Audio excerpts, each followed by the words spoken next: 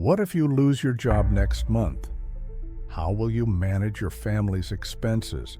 Do you have an emergency fund or any savings at all? What if your monthly income suddenly stops for 3, maybe even 6 months? Would you survive or struggle? In ancient Egypt, a man named Joseph saved an entire nation from famine. Today, his ancient wisdom could save your finances too. Watch till the end and learn the basic but powerful money lessons from Joseph, so your life stays tension-free even in a financial emergency. Imagine a world where a single dream held the power to save an entire nation. More than 3,000 years ago in the land of ancient Egypt, a young man named Joseph was called before Pharaoh, the most powerful man in the world. Pharaoh had a disturbing dream. He saw 7 fat cows eaten by 7 skinny ones. He saw healthy grain swallowed by withered stalks. No one could explain it, until Joseph, a foreign prisoner, wrongfully accused, yet calm, wise, and full of faith. He said to Pharaoh, 7 years of great abundance will come, followed by 7 years of terrible famine. And with that, Joseph offered a solution that would echo through time, a plan so simple yet so profound, it became one of the earliest models of financial planning in history.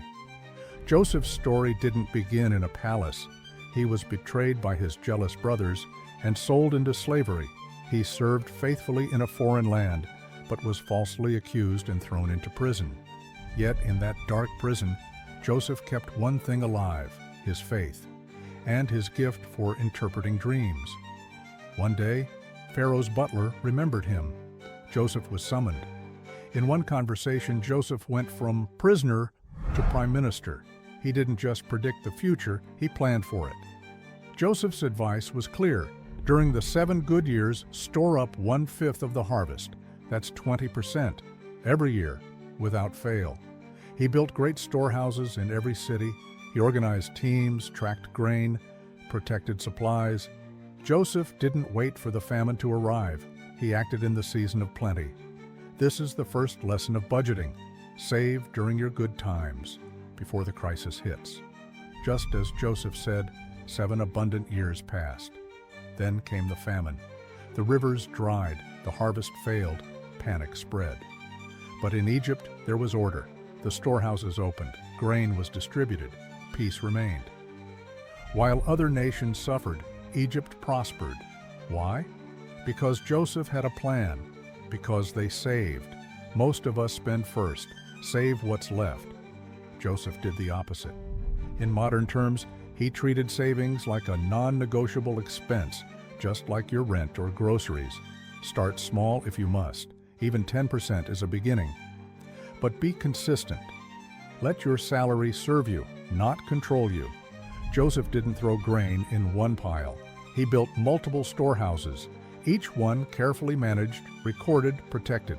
Today, your storehouses are your bank savings, fixed deposits, mutual funds, retirement accounts, and emergency funds.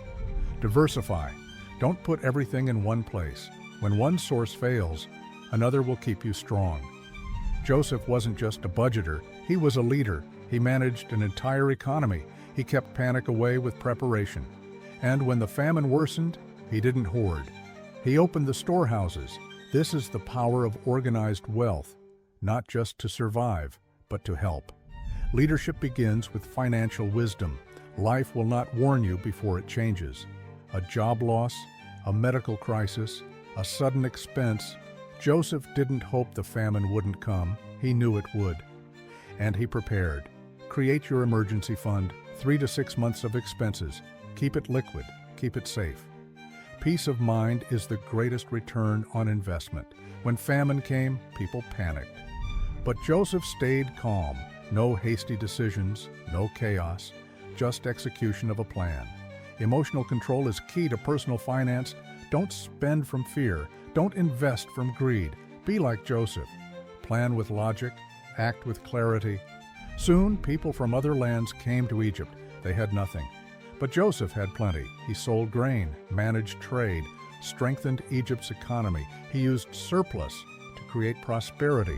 That's what your savings can do. Not just protect you, but build opportunities for you, for your family, for others.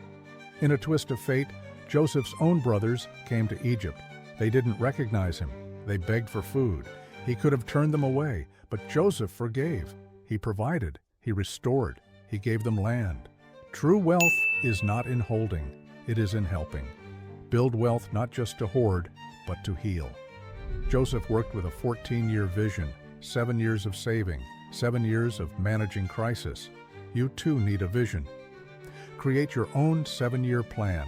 In first 2 years, build emergency fund, buy health insurance, and start SIPs in mutual funds.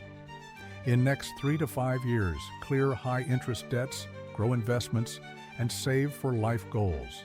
In last 2 years, build passive income, rebalance portfolio, and educate others. You have something Joseph didn't: technology. Use budgeting apps, auto-invest easily via apps, find a good retirement fund manager, track your spending, and monitor credit. Joseph had dreams. You have data. Use it. Joseph never chased wealth. He chased wisdom, and with that, wealth followed. Don't just ask, "How much can I earn?" Ask, "How wisely can I plan?" The goal isn't more money, it's more meaning, more margin, more peace. So what can you do today? Save consistently, diversify your storehouses, protect against the unknown, lead your family with clarity, plan your future years, use modern tools with ancient wisdom, share your prosperity. Like Joseph, you can rise above circumstances. Like Joseph, you can prepare and lead. This is your story now. Be wise, be ready, be Joseph. Joseph didn't just survive. He created a legacy. He influenced generations. He saved lives. He became a symbol of faith, wisdom, and preparedness. What will your legacy be? Not just the assets you leave, but the values. Not just the money, but the mindset. Teach your children the lessons of Joseph. Budget before you borrow, save before you spend, help when you have enough. Build a life that outlasts your income. But each paycheck is a chance. Each decision is a direction. Will you waste your abundance, or will you prepare? Will you fear the famine, or will you be ready? The story of Joseph is not just ancient history. It's today's wisdom, timeless, practical, powerful. Let it guide your journey. Let it shape your choices. Let Joseph's story become your strategy.